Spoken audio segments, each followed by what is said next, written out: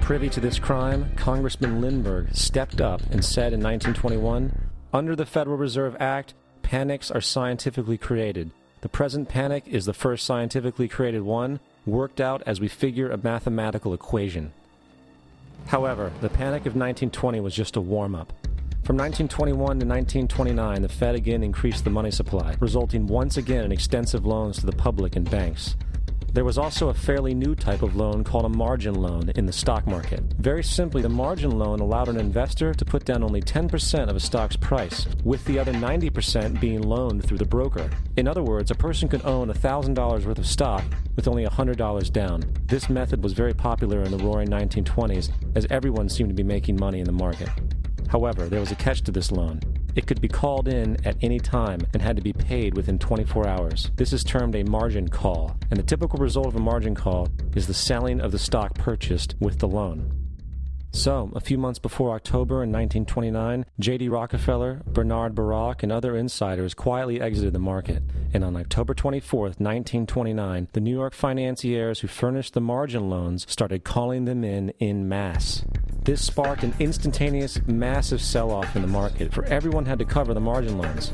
It then triggered mass bank runs for the same reason, in turn collapsing over 16,000 banks, enabling the conspiring international bankers to not only buy up rival banks at a discount, but to also buy up whole corporations at pennies on the dollar. It was the greatest robbery in American history.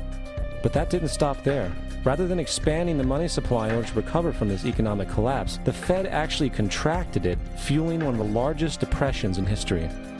Once again outraged, Congressman Louis McFadden, a longtime opponent of the banking cartels, began bringing impeachment proceedings against the Federal Reserve Board, saying of the crash and depression, "It was a carefully contrived occurrence. International bankers sought to bring about a condition of despair so that they might emerge the rulers of us all."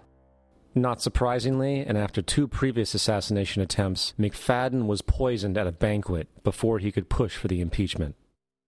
Now, having reduced the society to squalor, the Federal Reserve bankers decided that the gold standard should be removed. In order to do this, they needed to acquire the remaining gold in the system. So, under the pretense of helping to end the Depression, came the 1933 gold seizure. Under the threat of imprisonment for 10 years, everyone in America was required to turn in all gold bullion to the Treasury, essentially robbing the public of what little wealth they had left. And at the end of 1933, the gold standard was abolished. If you look at a dollar bill from before 1933, it says it is redeemable in gold. You look at a dollar bill today, it says it is legal tender, which means it is backed by absolutely nothing. It is worthless paper. The only thing that gives our money value is how much of it is in circulation. Therefore, the power to regulate the money supply is also the power to regulate its value, which is also the power to bring entire economies and societies to its knees.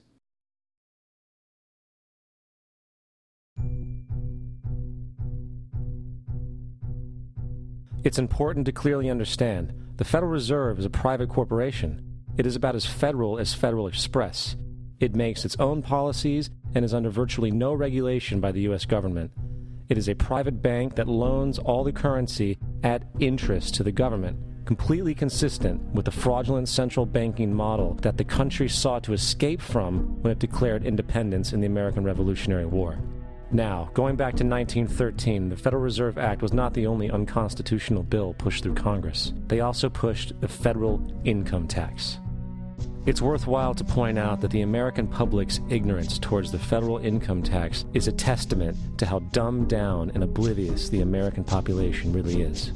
First of all, the federal income tax is completely unconstitutional, as it is a direct, unapportioned tax. All direct taxes have to be apportioned to be legal based on the Constitution. Secondly, the required number of states in order to ratify the amendment to allow the income tax was never met, and this has even been cited in modern court cases.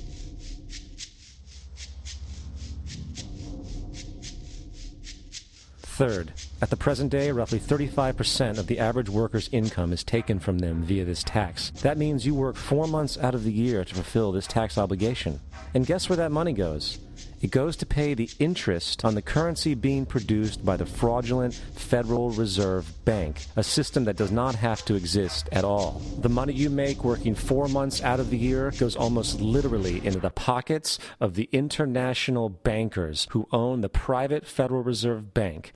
And fourth, even with the fraudulent government claim as to the legality of the income tax, there is literally no statute, no law in existence that requires you to pay this tax, period. I really expected that, of course, there's a law that you can point to in the law book, the code, that requires you to file a tax return. Of course there is. I was at that point where I couldn't find the statute that clearly made a person liable, at least not me and most people I know, and I had no choice in my mind except to resign. Based on the research that I did throughout the year 2000 and that I'm still doing, I have not found that law. I've asked Congress, we've asked a lot of people in the IRS commissioners, helpers. They can't answer, because if they answer, the American people are going to know that this whole thing is a fraud. I haven't filed an federal income tax return since I left. I have not filed a tax return since 1999. The income tax is nothing less than the enslavement of the entire country.